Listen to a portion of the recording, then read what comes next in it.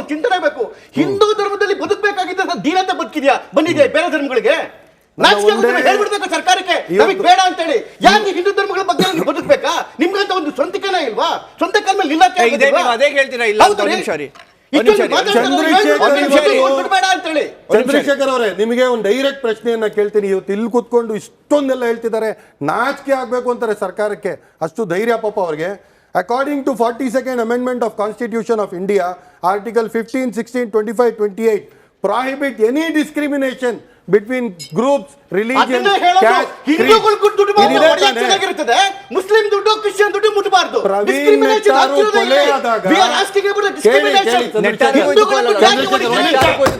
ಹಿಂದೂಗಳು ದುಡ್ಡು ಯಾಕೆ ಹೊಡಿತೀರಾ ನೀವು?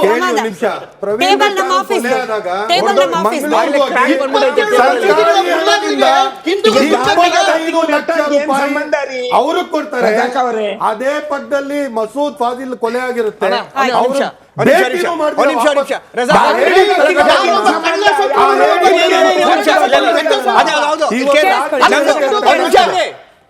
ರಾಜ್ಯ ಜನತೆ ಹೋರಾಟ ಸತ್ತಿದ್ದಕ್ಕೂ ವ್ಯತ್ಯಾಸ. ದೇಶದ್ರೋಹಿ ಅವನಿಗೂ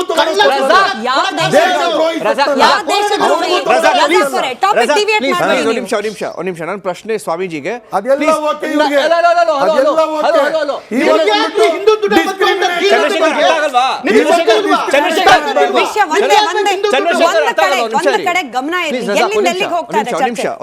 ನಿಮಿಷ ಪ್ಲೀಸ್.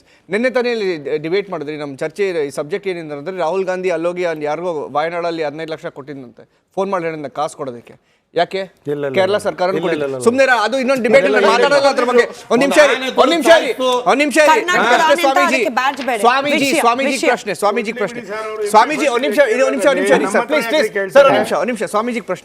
ಸ್ವಾಮೀಜಿ ಈಗ ನೋಡಿ, ಮೊನ್ನೆ ಒಂದ್ 2-3 ತಿಂಗಳಿಂದ ಒಂದು ಚರ್ಚೆ ಆಯ್ತು, ನಿಮಗ್ ಜ್ಞಾಪಕ ಇರ್ಬೇಕು. ಆಗ ಉದಯನಿಧಿ ಸ್ಟಾಲಿನ್ ಅವ್ರು ಹೇಳಿದ್ರು, ಸನಾತನ ಧರ್ಮ ಡೆಂಗಿ ತರ ಮಲೇರಿಯಾ ತರ ಮುಗಿಸ್ಬಿಡ್ಬೇಕು, ಅದು ಇದು. ಇಲ್ಲಿ ಕರ್ನಾಟಕದಲ್ಲಿ ಮಂತ್ರಿಗಳು ಹೋ ವಾ ವಾ ವಾ ವಾ ಅಂತ ಹೇಳಿದ್ರು.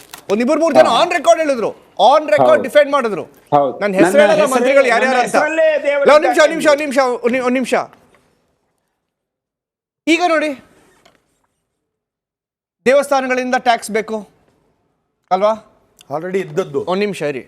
ಇದು ಹೇಗೆ ಅಂದ್ರೆ, ಒಂದ್ ಕೈಯಲ್ಲಿ ಒಡಿ, ಇನ್ನೊಂದ್ ಕೈಯಲ್ಲಿ ಎಳಿ. ಸ್ವಾಮೀಜಿ, ಈಗ ಒಂದು ಕೈಯಲ್ಲಿ ಹೊಡಿ ಇನ್ನೊಂದು ಕೈಯಲ್ಲಿ ಎಳಿ ಅನ್ನುವ ಪ್ರಶ್ನೆ ಯಾಕೆ ಬಂತು ಅಂದ್ರೆ, ಈಗ ಇವರು ಮಾಡಿರುವಂತಹ ಅನಾಹುತಗಳು ಒಂದಷ್ಟು ಇದೆ, ಅದನ್ನು ತುಂಬಿಸಿಕೊಳ್ಬೇಕು. ಈಗ ಅದನ್ನು ತುಂಬಿಸಿಕೊಳ್ಬೇಕಾದ್ರೆ ಎಲ್ಲಿಂದ ತುಂಬಿಸಿಕೊಳ್ಬೇಕು? ಈಗ ರಜಾಕ್ ಅವರು ಹೇಳ್ತಾರೆ ಅದು ಹಿಂದೆ ಇತ್ತು, ಅದನ್ನೀಗ ಹೆಚ್ಚು ಮಾಡಿದ್ದಾರೆ ಅಂತ. ನಾವು ಹೇಳ್ತಾ ಇರೋದು, ನೀವು ಹೆಚ್ಚು ಮಾಡಿ ಕಡಿಮೆ ಮಾಡಿ ಪ್ರಸ್ತುತ ಹಣವನ್ನ ಎಲ್ಲಿಂದ ನೀವು ಕೊಡ್ತಾ ಇರೋದು? ದೇವಸ್ಥಾನದ ಭಟ್ರಿಗೆ ಕೊಡೋದು. ಅದಕ್ಕೆ ಸರ್ಕಾರ ಯಾಕೆ ಬೇಕು? ಅದಕ್ಕೆ ಕಾನೂನು ಯಾಕೆ ಬೇಕು?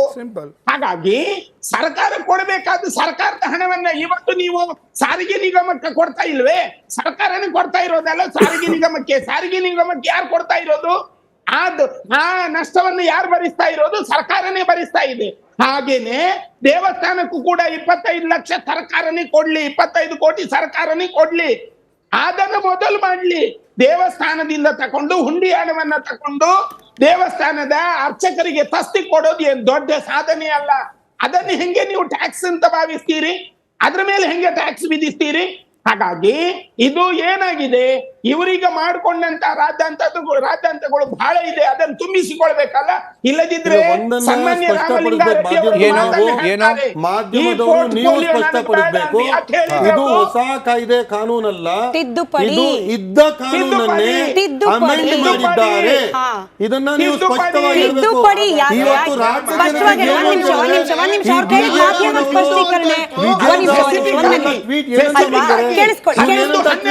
ಇವತ್ತು ಮಾಧ್ಯಮ ಸ್ಪಷ್ಟೀಕರಣ ಕೊಡ್ಬೇಕಲ್ವಾ? ಹೌದು, ಹೊಸ ಕಾಯ್ದೆ ಅಲ್ಲ, ತಿದ್ದುಪಡಿ ಆಗಿದೆ. ತಿದ್ದುಪಡಿಯಿಂದಾನೇ ಹಿಂದೂ ವಿರೋಧಿ ಅಂತ ಅನ್ನಿಸ್ಕೊಳ್ತಾ ಇದೆ ಸರ್ಕಾರದ ನಡೆ. ಯಾಕೆ ಅಂತಂದ್ರೆ, ದೇವಸ್ಥಾನಗಳಿಂದ ಸಂಗ್ರಹ ಆಗ್ತಾ ಇರುವ ಆದಾಯದಲ್ಲಿ ಬೇರೆ ಬಡ, ನಾನು ಮತ್ತೆ ಹೇಳ್ತಿದ್ದೀನಿ, ಬೇರೆ ಬಡ ಧಾರ್ಮಿಕ, ಅಲ್ಲಿ ಬರೀ ಹಿಂದೂ ಅಲ್ಲ, ಯಾವುದೇ ಧರ್ಮಕ್ಕೆ ಸಂಬಂಧಪಟ್ಟ ಸಂಸ್ಥೆಗಳಾದ್ರೂ ಕೂಡ ಅಲ್ಲಿ ಕೊಡಬೇಕು. ಯಾಕೆ ಕೊಡ್ಬೇಕು? ಹಿಂದೂಗಳ ದೇವಸ್ಥಾನ ದುಡ್ಡು ಬೇರೆಯವರಿಗೆ. ಮತ್ತೊಂದಂಶ ನೀವು ಸ್ಪಷ್ಟನೆ ಕೇಳಿದ್ರಲ್ಲ, ಮತ್ತೊಂದಂಶ ಒಂದೇ ನಿಮಿಷ ಸ್ಪಷ್ಟನೆ ಕೇಳ್ತಾ ಇದ್ದಾರೆ. ವ್ಯವಸ್ಥಾಪನಾ ಸಮಿತಿಯಲ್ಲಿ ಟ್ರಸ್ಟಿಗಳನ್ನ ಡೈರೆಕ್ಟ್ ಆಗಿ ಸರ್ಕಾರ ಅಪಾಯಿಂಟ್ ಮಾಡುತ್ತಂತೆ. ಮೆಂಬರ್ಸ್ ಅಲ್ಲಿ ಕೇವಲ ಹಿಂದೂಗಳು ಮಾತ್ರ ಅಲ್ಲ, ಯಾವ್ದಾದ್ರೂ ಧರ್ಮದ ಮತ್ತೊಬ್ಬರನ್ನ. ಯಾಕೆ ಬರ್ಬೇಕು ಬೇರೆ ಧರ್ಮದವ್ರು ಹಿಂದೂ ದೇವಸ್ಥಾನಕ್ಕೆ? ಯಾಕೆ ಬರ್ಬೇಕು? ಹಿಂದೂ ವಿರೋಧಿ ಅಲ್ವಾ ಇದು? ಹಿಂದೂ ವಿರೋಧಿ ಅಲ್ವಾ ಇದು? ಹೇಗೆ ಸ್ವಾಮೀಜಿ? ದತ್ತಪೀಠ ಹಾಗಾದ್ರೆ ನಾಳೆ ಶೃಂಗೇರಿಯಲ್ಲಿ ಕೊಲ್ಲೂರಲ್ಲಿ ಹಾಗಾದ್ರೆ ಇಮಾಮ್ ಸಾಬಿ ಬಂದ್ಬಿಟ್ಟು ನಾಳೆ ದಿನ ಅಲ್ಲಿ ಕುತ್ಕೊಂಡ್ರೆ ಒಪ್ತಾರ ಹಿಂದೂ ಧರ್ಮದವರು? ಸ್ವಾಮೀಜಿ ಹೇಳಿ, ಚರ್ಚ್ನ ಪಾದ್ರಿ ಬಂದು ನಾನು ಮ್ಯಾನೇಜ್ ಮಾಡ್ತೀನಿ ಕೊಲ್ಲೂರು ದೇವಸ್ಥಾನ ಹೇಳಿ ಸ್ವಾಮೀಜಿ. ಸ್ವಾಮೀಜಿ ಹೇಳಿ ಡಿಸಿ ಆಗ್ಬೋದು, ತಹಸೀಲ್ದಾರ್ ಅಕಸ್ಮಾತ್ ಬೇರೆ ಧರ್ಮದವನಾಗಿದ್ರೆ ತಿರ್ಗಾ ಅಮೆಂಡ್ಮೆಂಟ್ ಮಾಡಲಾಗುತ್ತೆ. ಅದಕ್ಕೋಸ್ಕರ ಆದೇಶವನ್ನು ಹೊರಡಿಸಿರ್ಬೋದು. ಬುಲ್ಡೋಸ್ ಮಾಡ್ಬಿಟ್ರಲ್ಲ ಸುನೀಲ್ ಸರ್. ಅದೇ ಏನು ಧಾರ್ಮಿಕ ದತ್ತಿ ಇಲಾಖೆ ಹೊಸ ತಿದ್ದುಪಡಿ ಆಗಿದೆಯಲ್ಲ, ಈ ಚರ್ಚೆ ಸಂಬಂಧಪಟ್ಟಂತೆ 19ನೇ ಇದು ಆದೇಶ ಕಾಪಿಯಲ್ಲಿ 19ನೇ ಪಾಯಿಂಟು ಬೇರೆ ಧಾರ್ಮಿಕ ಕಾರ್ಯಗಳಿಗೆ ಬಳಸೋಕ್ಕೆ ಆದೇಶ ಆಗಿದೆ ಅನ್ನೋದು ಇವತ್ತಿನ ಡಿಸ್ಕಷನ್ ಪಾಯಿಂಟು. ಅದು ಅಲಿಗೇಷನ್ ಆಗಿದೆ ಆದರೆ ಸರ್ಕಾರದ ಮುಂದೆ ಹೋಗಿ ಅದನ್ನು ತಿದ್ದುಪಡಿ ಮಾಡೋದು ಗ್ರೇಟ್ ಮೇಡಮ್. ಅದು ಹಿಂದೂಗಳಿಗೆ ಬಳಕೆ ಆಗಲಿ ಅಂದರೂ ಆಗಬಹುದು. ಆದರೆ ಇದು ಎರಡು ಧರ್ಮದ ಅಥವಾ ಮುಸಲ್ಮಾನರದ್ದು ಬಳಸ್ಕೊಳ್ರಿ, ಹಿಂದೂಗಳು ಬಳಸ್ಕೊಳ್ರಿ, ಮತ್ತು ಎರಡೂ ಧರ್ಮಗಳ ಮಧ್ಯೆ ಎರಡೂ ಕೋಮುಗಳ ಮಧ್ಯೆ ದ್ವೇಷ ಬಿತ್ತೋ ಥರ ವಾತಾವರಣ ಆಗಬಾರ್ದು. ಎರಡನೇದು ನಾವು ಅದನ್ನೇ ಹೇಳ್ತಾ ಇರೋದು ಏನಂತ ಜಾತ್ಯತೀತ ನಿಲುವುಗಳು ಇಟ್ಕೊಂಡಿರ್ತಕ್ಕಂಥವ್ರು ನೀವು ಪ್ರಮಾಣ ವಚನೆ ಮಾಡುವಂತ ಸಂದರ್ಭದಲ್ಲಿ ಏನಂತ ಹೇಳ್ತೀರಿ? ಎಲ್ಲ ಧರ್ಮಗಳನ್ನು ಎಲ್ಲ ಜಾತಿಗಳನ್ನು. ಒಂದ್ ನಿಮಿಷ ಇರಿ ಸರ್, ನೀವು ಕತೆ ಬೇಡ ಭಜನೆ ಬೇಡ. ಇದು ನೀವು ಪ್ರಮಾಣ ವಚನ ಸ್ವೀಕಾರ ಮಾಡುವಂತ ಸಂದರ್ಭದಲ್ಲಿ ಎಲ್ಲರನ್ನು ಒಟ್ಟಾಗಿ ಒಗ್ಗಟ್ಟಾಗಿ ತಗೊಂಡೋಗ್ತೀನಿ ಅಂತ ಹೇಳಿ ಬರೀ ನೀವು ಪ್ರತಿಯೊಬ್ಬ ಯಾರು ಪ್ರಮಾಣ ವಚನೆ ಮಾಡ್ತಕ್ಕಂಥ ಶಾಸಕರು ಕೂಡ ಮಾಡ್ಲೇಬೇಕಾಗ್ತದೆ. ಸಂವಿಧಾನದಲ್ಲಿದೆ. ದಯವಿಟ್ಟು ಒಂದ್ ನಿಮಿಷ ಹೇಳೋ ತನಕ ಕೇಳಿ. ತಾವು ವಕೀಲರಾಗಿ ಈ ರೀತಿ ಮಾತಾಡೋದು ಬೇಡ. ನಾನೇನ್ ಹೇಳ್ತಿದ್ದೀನಿ ಅಂತಂದ್ರೆ, ಯಾವ ಜಾತ್ಯತೀತ ನಿಲುವುಗಳು ಇಟ್ಕೊಂಡಿದ್ದೀರಾ ಎಲ್ಲಾ ಧರ್ಮಗಳಿಗೂ ಒಂದೇ ರೀತಿ ಮಾಡಿ. ಯಾಕೆ ನೀವು ವಿಶೇಷವಾಗಿ ಹೌದ್ರಿ ಮಾಡ್ರಿ, ಹನುಮಂತನ ಇದಕ್ಕೆ ನಾವು ಸ್ಪೆಂಡ್ ಮಾಡ್ತೀವಿ ಅಂತ ಹೇಳಿದಾಗ ನೀವು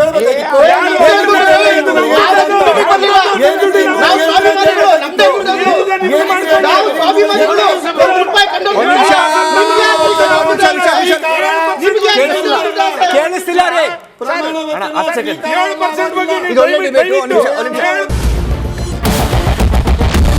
ಕ್ಯಾಪ್ಟನ್ ಅರ್ಜುನ್ ಕೊಂದಿದ್ದು ಯಾರು? ಅವ್ರ ನರೇಟಿವ್ ಎಲ್ಲಿ ತಂದಿಟ್ಟಿದ್ದಾರೆ ಅಂತಂದ್ರೆ ಸಂಪತ್ತನ್ನ ಹಂಚಿಬಿಡೋದು ಅಂತ. ಇದು ಸ್ಟುಡಿಯೋ ಟಿಪ್ಪು ಜಯಂತಿ ಮಾಡಕ್ಕೆ ಅವ್ರಿಗೆ ಖಂಡಿಸಿದ್ರು. Very nice. ಯಾರು ತಪ್ಪು ಮಾಡಿರೋದಿಲ್ಲಿ? ಓಲೈಕೆ ಹೇಳಿಕೆ ಇದು ಅಂತ ಹೇಳಿ ಯಾಕೆ ಪರಿಗಣಿಸಬಾರದು? ಕಿಚ್ಚಕ್ಕಲ್ಲ ಇದು ವೇದಿಕೆ. ಇದು ಫೋಟೋ ಎಲ್ಲರದು ಒಂದು ಟೈಮ್. ನಿಮ್ಮ ಸಮಯ ಮುಗಿದಿದೆ. ಅವ್ರು ಹೇಳಕ್ಕಿಂತ ಮುಂಚೆನೆ ಹೇಗೆ ಪ್ರತಾಪ್ ಸಿಂಹ ಪಾಸ್ ಕೊಟ್ಟಿದಂತ ಆಗ್ಲಿ ಡಿಕ್ಲೇರ್ ಆಗೋಗಿತ್ತು ಅಂತ ನನಗೊಂದು ಡೌಟ್ ಬಂತು. ಸಾಕು ನಿಲ್ಸಿ, ಸಾಕು ನಿಲ್ಸಿ. ಕೆಟ್ಟ ಪದ ಬಳಕೆ ಕಾಂಪಿಟೇಷನ್ ಇಟ್ಟಿಲ್ಲ ನಾವಿಲ್ಲಿ.